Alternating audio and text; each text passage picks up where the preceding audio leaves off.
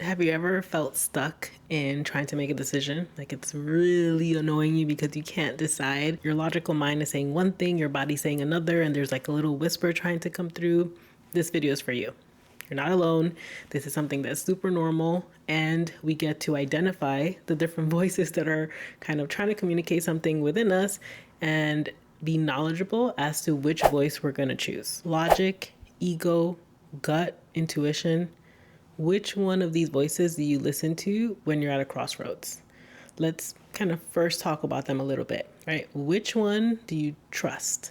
Which one do you usually default by? I think it's really supportive to first identify like what these voices actually are, and then you get to decide as a sovereign being which one of these voices you're gonna choose to listen to. If you're anything like me, you've probably used logic to make big decisions.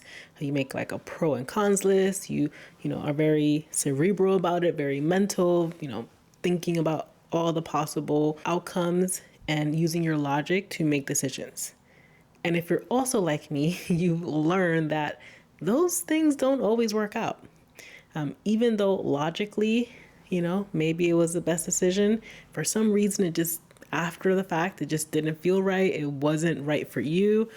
And that's what made me really dive deep into identifying all these other sources of information within you that you can use to guide you. When I first started my journey, I thought that it was only logic and intuition. And intuition was this thing that, only certain people had and I didn't have access to. And so I would always outsource it. I would try to find guides and people that read energy, and those are beautiful things as well. And for me personally, I felt I needed to cultivate my own intuition, my own internal guidance system.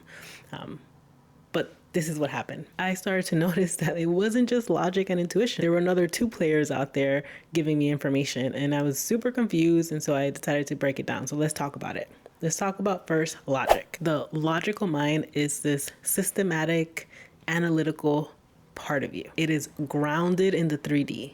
It gathers data, it gathers information. Everything you've experienced, everything you've witnessed, everything you've read, everything you've heard, everything you've seen, all of that is data. And it gathers it all up. It creates plans, it makes projections, it kind of identifies like the risk factors. It is very helpful when you're creating a strategy or when you're evaluating something that you already understand. But here's the thing, it can't see what you haven't experienced yet. It's the map maker, not the explorer. Then there's the ego. The ego is shaped by identity, that sense of self, like your preferences, what you believe to be true, what you value. It is shaped by safety, by conditioning. It wants certainty. It wants control. It wants to avoid risk. It will say things like, what if I fail? What will they think? That doesn't make sense. And sometimes it disguises itself as logic. But at its core, it's fear-based. Logic is not fear-based. Logic is data-driven. Ego is fear-based. It is doing everything and anything to keep you safe. It is rooted in who you were, not who you're becoming. Ego is not bad, in my opinion. Ego is a protector, but it isn't, in my opinion, again, meant to lead. Then we have the gut. That's your instinct. In the past, I used to think that your gut instinct was the same as intuition. We've learned a lot. We understand that the GI tract has a lot of, microbes, and it's connected to the brain, and it's, some people even call like your second brain, and therefore what you eat, how you take care of your nutrition does affect your mental health. But that's a whole nother topic. Your gut is instinctual. It reacts. Like I said, it's your second brain. And so it holds information that maybe your conscious mind doesn't have, but you've picked up through, experiences, hearing, reading, learning. You pick it up, it's all stored, all that data, and it uses it to give you information. It picks up on subtle cues that your conscious mind doesn't. So it can identify things like micro expressions and body language and tone. Your gut instinct is very powerful, but it can also be shaped by trauma, just like your ego. And so is that the one that you want to lead? Maybe.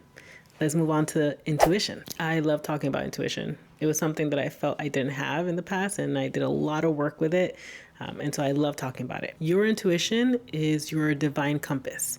It is always leading you towards a life and experience of joy, abundance, growth, creativity, expression, knowing yourself fully. It is always leading you towards that. The thing is that it does not shout, it whispers. It doesn't feel like it needs to prove itself. It just knows. It moves in feelings, in vision, in sounds and whispers, and quiet pulls of what's true. Even if that truth doesn't make sense, it's not reactive, it's receptive. It's not always logical.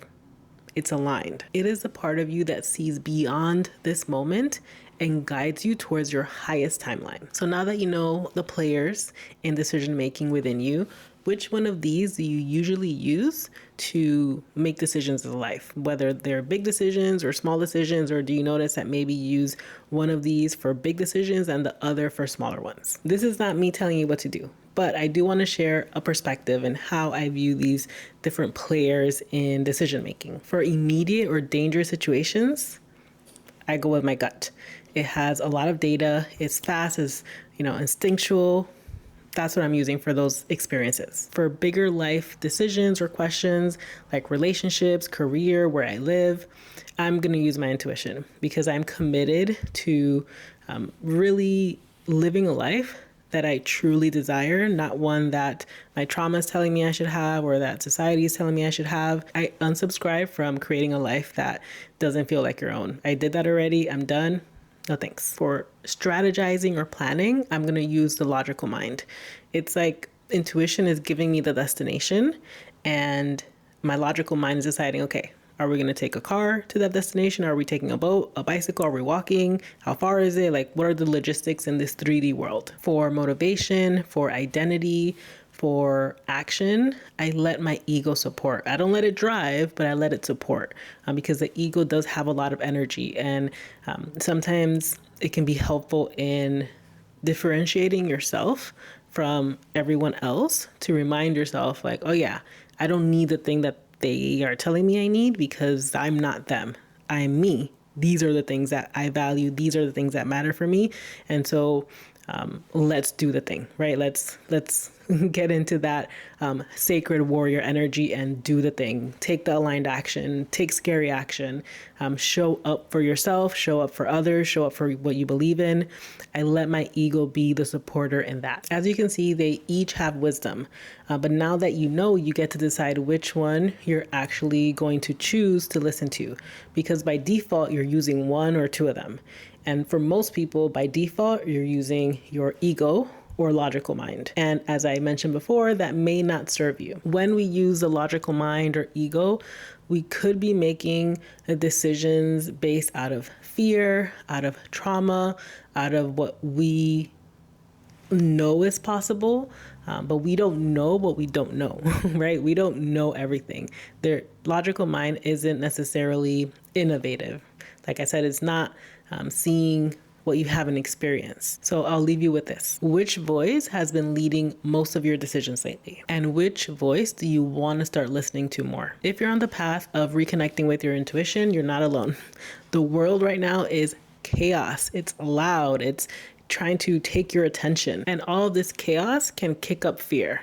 And you could be by default letting your ego, fear lead the way. And sometimes connecting with your intuition or feeling what it's saying can feel hard. I know because for a long time I thought I didn't have intuition, but especially when fear is in the room, it can feel even harder. Like you can't hear, listen, feel, you don't know what your intuition is saying. You can't even, you can't even acknowledge its existence because you don't feel it.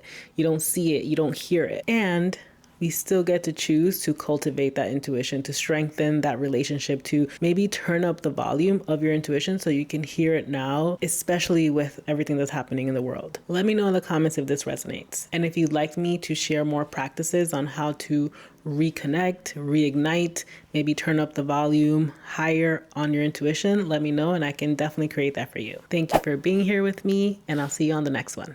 Bye.